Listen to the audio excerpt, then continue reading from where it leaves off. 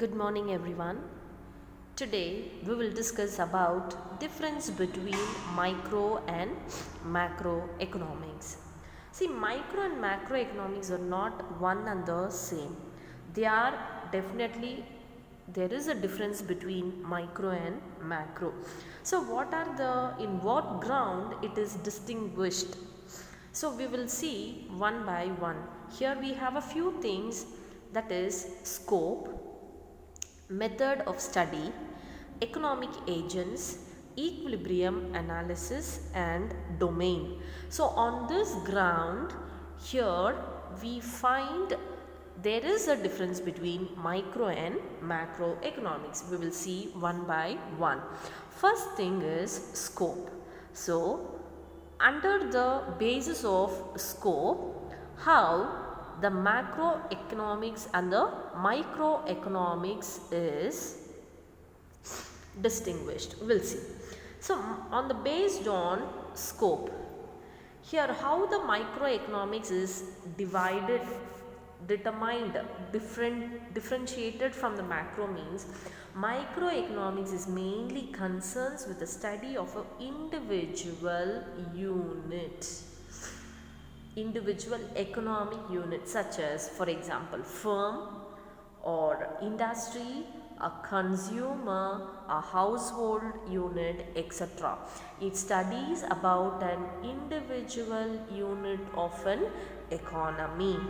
Whereas if you see macroeconomics deals with the large, for example here it is given inflation, a big picture, unemployment, national output, here regional, global economics, national income, national output, like that many things. It studies about the wide phenomena. Okay, so here we have everything, studying macroeconomics as a whole. It's nothing but macroeconomics. Based on scope, the microeconomics study an individual unit, so its scope is narrow. But macroeconomics studies all the aggregates together, so its scope is wider. Okay, so the next one is method of study. Sir, under the method of study, microeconomics studies the individual part of the economy for the purpose of intensive study. Intensive means, for example, price of a commodity, behavior of a consumer, how the firm is functioning, how the producer is behaving. In this, it's studying about the intensive. It is not going in a detail, so we call this method of study as an individual unit as a slicing method. You can find here the slices. That means microeconomic concentrates on a part as an intensive. It studies only about this particular part. As I told you, the price of the commodity, the consumer behavior, the producer behavior, that we call it as a slicing method. And whereas we can find macroeconomics deals with the aggregates. Aggregates means totality, everything together, rather than with a particular unit. It lumps up the individual unit together. See, you can find here a strawberry, you can find the plums, you can find the grapes as a lump. We have a different varieties of fruits here, but how it is means in a lump. So into a big lumps for the purpose of a brief study. It's studying all the individual units together, that is aggregate, together as a big lumps for the purpose of a brief study. For example, the study of national income, per capita income, employment level, price level, living standard of the people. Okay, in this way it studies the aggregate together. We call it as a lumping method. So on this basis, the method of study which is differentiating the microeconomics and the macroeconomics. Next we will see on based on different economic agents. Okay, we have here different economic agents. In microeconomics, each individual economic agents think about their own interest and welfare. How? Like it is microeconomics like a selfish about my own interest and welfare. How? I'll explain in this way. For example, if the consumer, for example, I am a consumer, what will be the main motive of a consumer to get the maximum satisfaction? So when I get the maximum satisfaction, how it is related means with the lower price. I am getting a good option or a maximum goods for lower prices where the consumer obtain a maximum satisfaction. That means a consumer gets things about his own interest and own welfare. For example, I'll take another one, producer. For the producer, what is the main motive? The main motive is to get the maximum profit. How that profit is obtained? The profit is obtained, the cost of production should be less, but the selling price should be higher. So thinking about the own welfare and the interest, it studies about. So others and me, what is that? We give concentration much about the own interest and welfare, thinking about the own self, it's nothing but microeconomics. Whereas in macroeconomics, economic agents are different from the individual economic agents. Okay, for example here, macroeconomic decision makers. See, our country, India is a democratic country. So in the democratic country, the government, that means we have a state authority. State authorities like Reserve Bank of India, Security Exchange Board of India, these bodies, state authorities, they'll think to achieve the goal as a welfare for a nation, not for self, not for own interest. They try to achieve the goal of reaching the welfare to all the people. For example, allocating the natural resources in a scientific manner that should be reached to each and every individual. Here some example is given, that is financial services. So financial services, they think of old age pensions and how to benefit the unemployed.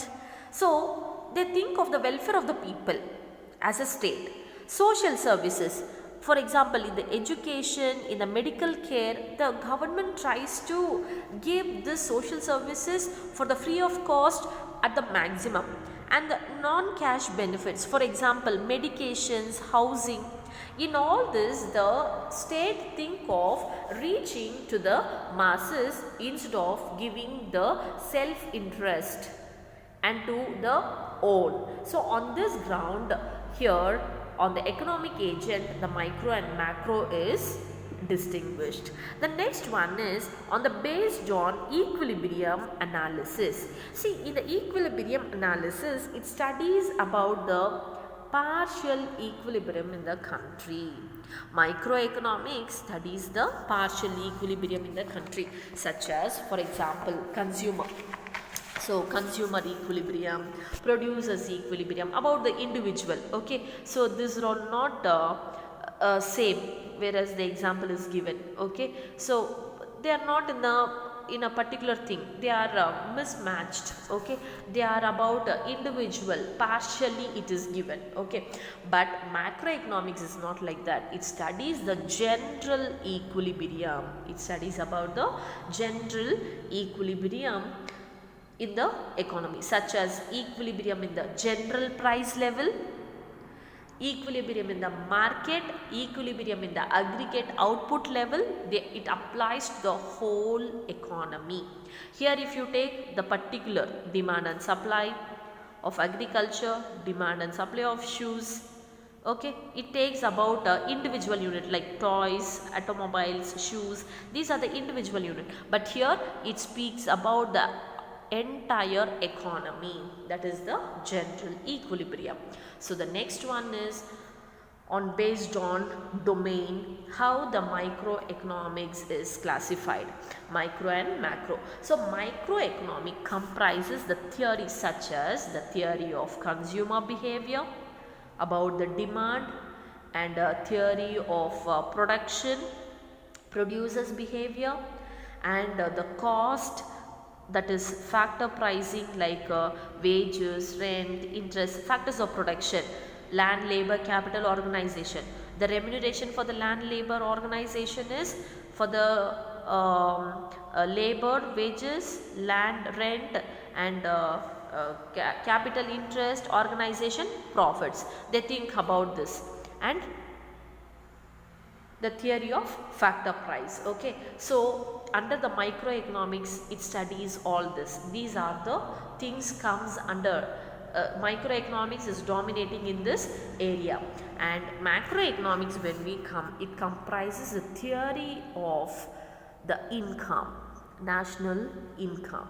It studies about the investment function, it studies about the price, it studies about the economic growth, it studies about the theory of distribution, employment, consumption function, investment function, business cycle, price, inflation, deflation and reflation, and many more things.